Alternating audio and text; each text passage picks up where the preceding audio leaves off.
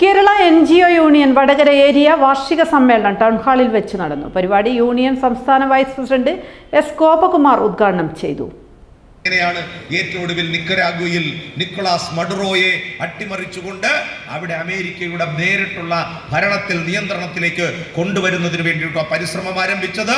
എന്തായാലും തരത്തിലുള്ള പരിശ്രമങ്ങളെയെല്ലാം അതിജീവിച്ചുകൊണ്ട് നിക്കരാഗ്വയിലെ ജനത സാമ്രാജ്യത്വത്തിനെതിരായ കൃത്യമായ നിലപാട് സ്വീകരിച്ചതിന്റെ ഫലമായിട്ട് അമേരിക്കയ്ക്ക് നേരിട്ടുള്ള ഭരണത്തിലേക്ക് എത്താൻ കഴിഞ്ഞില്ല. നിക്കരാഗ്വയുടെ അല്ലെങ്കിൽ വെനിസ്വേലയുടെ വൈസ് പ്രസിഡന്റ് ഡെൽസി റോഡ്രിഗ്സിന്റെ നേതൃത്വത്തിൽ അവിടെ ജനങ്ങൾ വലിയ തോതിലുള്ള ചെറുത്തുനിൽപ്പ് നടത്തിക്കൊണ്ടിരിക്കുകയാണ്.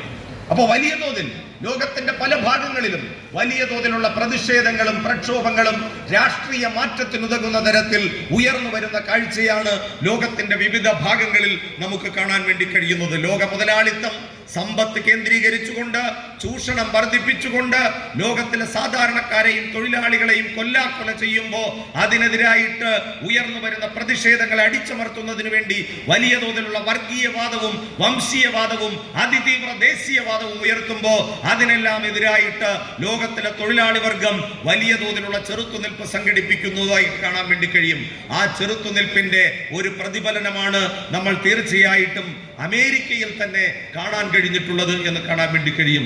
അവിടെ സോഹ്റാൻ മംദാനിയുടെ നേതൃത്വത്തിൽ ന്യൂയോർക്ക് സിറ്റിയിൽ തന്നെ അവിടെ പുതിയ ഒരു ലിബറൽ കക്ഷിയുടെ നേതൃത്വത്തിലുള്ള ഒരു ഭരണം ന്യൂയോർക്ക് സിറ്റിയിൽ തന്നെ അവരോധിക്കപ്പെടുന്ന സാഹചര്യമുണ്ടായി എന്ന് പറയുമ്പോൾ ലോകത്തിലെ ജനാധിപത്യ ശക്തികൾ വലിയ ആവേശത്തോടെയാണ് ഇത്തരത്തിലുള്ള രാഷ്ട്രീയ മാറ്റങ്ങളെ കാണുന്നത് എന്ന് വിലയിരുത്തപ്പെടേണ്ടതുണ്ട്.